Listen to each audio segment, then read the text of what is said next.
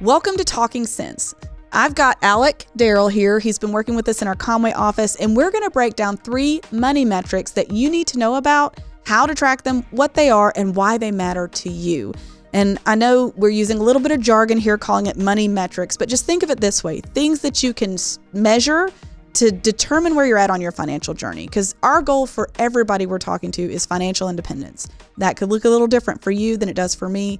But whatever your goals are, we want you to get there. And these are things that you can track to help you measure your progress towards them. So thank you so much, Alec, for joining me today. Oh, yeah. I know it's been a little rough lately around the Gem Wealth world. We've got so many people out with sickness. So Alec is coming back. He's back from being sick. So 75%. Yeah. But we had talked before this about just kind of the concept of the metrics of finance. And you did some work just researching this, and I want to kind of understand, like, what was your overall takeaway when you were looking at this? The thing that I found is just there's different ways to look at your money and measure your money, whether that's looking at it dollar by dollar, where is it going, or also kind of looking at it as, is this lining up with what I value and what I believe in? And there's no right or wrong way to go about it, but I thought it was really interesting that there's no one cut and dry way to measure your money and where it's going. It's more of just what's important to you. Yeah. And so we're going to talk about 3 ways of doing that here today. And the first one, the way it was kind of coined when we were researching, was the long-term savings rate. So the idea here is how much of your income is being invested for the future. Are you focused on retirement, financial independence, savings, not short-term? Like, what are your focuses and how are you handling that? So why does that matter when it comes to people's financial journey? Yeah, so the timeline really determines how much I need to start putting back. And that also is based on how much I have put back already. But, you know, if you start saving in your 20s, you can start putting a lot less money back and let it grow because you have more time compared to if you're in your 40s, you may need to be saving more, especially if you're starting from nothing. So, for example, if I have 40 years until I retire, I could probably get away with putting back 10%. At 10% and have savings. A solid retirement later Exactly. Now, if I'm, let's say, 20 years to retirement, I may need to put back double that in order to make sure I have enough money just because of the market growing and, you know, having that compound interest. The timeline really does affect how much money you need to put back. Yes. And I think one thing that people need to be aware of is there's not a hard and fast number for all of us. You know, what my income needs are versus what your income needs will be might be very different. So what we need to save may be very different, even with the age gap that we have. So it is important to not just have some nebulous percentage that some influencer has told you need to have, but rather understand what you think you're going to need and then create your timeline based on that. And what we kind of got to when we were talking, you know, before the episode was really not to have a X% per year, but pick what you can afford to start and then increase that every year. Have a goal of increasing how much you're putting back by a certain percentage every single year. To me, that is a more sustainable approach than we're going to put 30% of our pay into savings. Yeah, I agree because, you know, for some people, putting back 5% may seem really hard, but for some people, putting back 15 may be a little bit of a challenge. And I think the key is just find that percent of what you can save and bump it up a little bit as you can, instead of just saying, "Oh, this is too high of a goal. I'm not going to do it." Yes, because I think you can get that analysis paralysis otherwise. So focusing on your savings rate is a really great metric. Understanding what you're putting back and what that may look like long term is certainly something that can help you understand your progress towards financial independence. Another one is to understand how much does it cost for you to just be here? And, you know, what are your expenses? So this is about your total annual spending, both your monthly kind of consistent stuff, and then you got to add in your annual things that you don't see every month. But how much does it cost? So what's the value of that, though, when it comes to understanding your expenses in light of your financial journey? You know, what's that strategic value there? You know, I think knowing where your money is going will really help you know if it lines up with what's important to you and what your values are. For example, if something is really valuable, something like health is really valuable to me, am I paying for a gym membership or paying for produce, or am I not paying for a gym membership, or am I eating fast food? And you can kind of put two and two together and figure out if that goes in line with each other. And, that's not just for health, that goes for really anything. If one thing that's really important to me is not working in retirement, then am I putting money towards retirement so I don't have to work in retirement? Mm-hmm. So the core concept of knowing what you're spending, and then the strategic value of, does that align with my values? I think they go hand in hand. Because I think if you notice an out of balance spending category, for instance, then you have the power to say, okay, what am I going to do to change it? Like, I've told this story 1,000 times, but I think it applies here. When I met my husband, he was struggling financially, and he made a good living, but he realized he was really living paycheck to paycheck and didn't want to do that any longer. So we took some time to look at his expenses over like a 6-month period. I just used his bank, downloaded it to Excel, and did some magic because I used to be a bookkeeper and I love messing around in Excel. And we realized he was spending a lot of money on fast food. Well, if you want to have savings, you can't spend every penny you make. So we lowered the amount that he spends on fast food, and that really made a big impact for him. Finding that misalignment helped. Or maybe charitable giving is important to you, and you're finding that maybe you don't have as much as you'd like to. Well, if you can figure out where the waste sits, then you can fix it.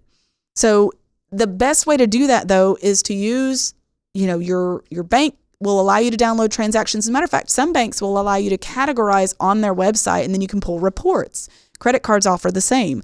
So what tools do you have there? And if you're in a good spot and you feel like you've gotten that kind of balanced out, just revisit it about once a year. But if you're just getting started on this journey, I'd encourage you to at least monthly look at your spending, but even more so, per pay period might be ideal, just until you get into a good rhythm and you've got things where you want them to be. Because then you'll be able to tell when you get out of balance pretty much on your own once you get into that cycle. So we've talked about kind of focusing in on your savings. We've talked about focusing in on your values and making sure that your spending habits align with those. Another thing that people will look at is, how much of my income am I getting to use for fun or for things that fill me up? And this is really about measuring your margin. Do you have margin in your spending habits so that you can do things to pour into your future self, or to do things that, enrich your life in some way? And I'm going to put you on the spot here, Alec. When you have surplus, what is the thing you want to do with it usually? Ooh, it depends how responsible I'm being. Sometimes I'm like, I'm going to go throw this into savings or throw it towards maybe debt. But there's also a lot of times where it's like, I've been really good on saving. I could go kind of spend it on, something else, whether that's some toy or gadget. But yeah, I could always be better. That's one thing. When I saw this 10% rule, I was like, I don't know if I'm always within that 10% rule. Actually, I can tell you I'm not. Yeah.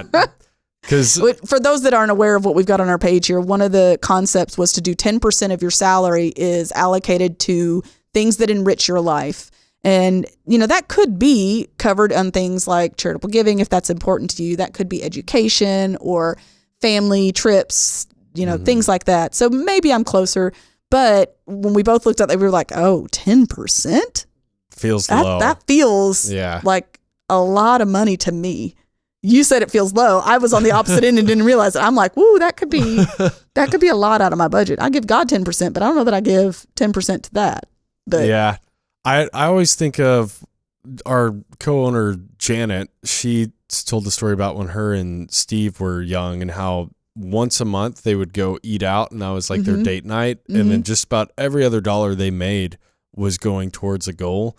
And that, I think that's a great system to use, almost a reward system. Like 90% of my assets, or however percent they were using, is going towards good stuff. And then at the end of the month, I'll go to a nice restaurant, I'll order a Coke, do whatever. It's date night, because you need to reward yourself. You can't just have 100% of your income allocated to stuff that you won't really get to enjoy till you're 60. I think, there's a lot of people that they have this concept of like, if every single penny isn't allocated towards goals, then I'm not making progress. But even, some of the other financial gurus out there will say you need to have fun money. You need to have margin to do other things and for life. Because let's face it, guys, life happens. So if you set yourself up, I think of it like fitness goals, because that's usually kind of where I tend to fall apart when I set goals that are unrealistic for myself.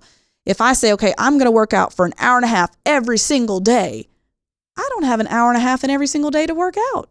I'm setting myself up for failure. If I tell myself every single penny is going to go to these things, I'm never going to eat out, I'm never going to do this, I am probably setting myself up for a failure. And in your case, unless you're in a situation where you are drowning in debt and you need to be out of balance for a short period of time, it's really good and healthy to make sure that your plan includes things that feel good. And sometimes that can be something that's non-financial. I know we've talked about hiking. We both like to hike. Our families go hiking, and you and your girl go hiking from time to time. That doesn't cost a lot. You just got to get the gas money to get there. Mm-hmm. So there are some things you can do where you're not necessarily having to spend as much money, but making sure you've got that built into your plan. And we're going to talk a little bit about implementing this. What are some things people can do to decide what activities need to fit in this margin space that we're talking about? Well, I think a good question to ask yourself would be what activities kind of fill your cup the most. Mm-hmm. And because I think anyone could probably find 10 different hobbies that they're like, I enjoy doing this, but I think finding a couple that you really like and diving into those can be helpful. I think pickleball is fun, golf's great, hunting, fishing, camping, all this, but that's a lot of hobbies that I could maybe do. A lot of time spent. Yeah, I could maybe do all of that in retirement, but if I was to have all of those things under my belt, that would fill up all of my time. And so it's kind of like being a jack of all trades in the sense, like, I'm not great at any of those, but also all those trades get expensive. So yeah, they could. Maybe figure out what fills up your cup. Hopefully it's not something that is just too expensive, and go do it. Like you said, like hiking or camping, like I love to do that. And I really don't have to spend a lot of money on it. Like I'll go drive somewhere, maybe have some canned food and just go enjoy being in nature.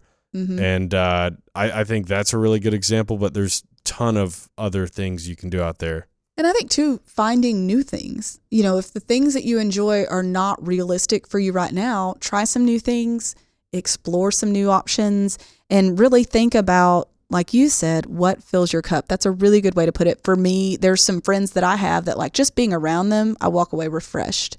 And it doesn't require us to go do something fancy to feel that way. So understanding how to create margin, and that may require you to do some of what we talked about before, where understanding your expenses and creating that margin by cutting back on some things that you don't value.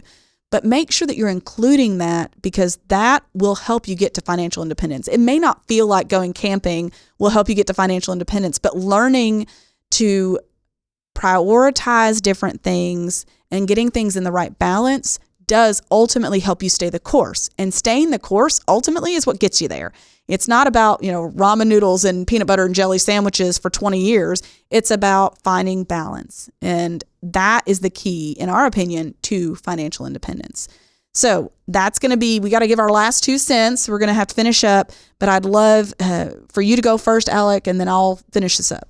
Well, for my 2 cents, I would say just having financial awareness, know what's coming in, what's going out, and figuring out, does that align with what I want and what I will want in the future? And just make sure you're on the right track. I think that's really important. Yeah, I think we talked about this when we were talking about the expenses and knowing the cost. Check-ins. It's not a set it or forget it thing when you're talking about finances, because your life is changing, your expenses are changing, your journey changes throughout. It's a constant moving target. So what I would encourage you to consider is that you need to do check-ins with yourself from time to time, with your spouse or your partner if you're in a relationship, to make sure you guys are still aligned and on the right track, because your financial independence is absolutely worth it. Thank you guys so much for joining us today. I want to remind you, we've got tons of resources on our website. If you go to getreadyforthefuture.com, tons of free resources that you can use to help yourself be educated and make wiser financial decisions. We'll catch you again next week. Thanks for listening to Talking Sense. And if you like what you hear, make sure and subscribe to the podcast to get all the newest episodes. The Jim Wealth team is available to you 24/7 at info@getreadyforthefuture.com or by calling our offices at 866-653-PLAN.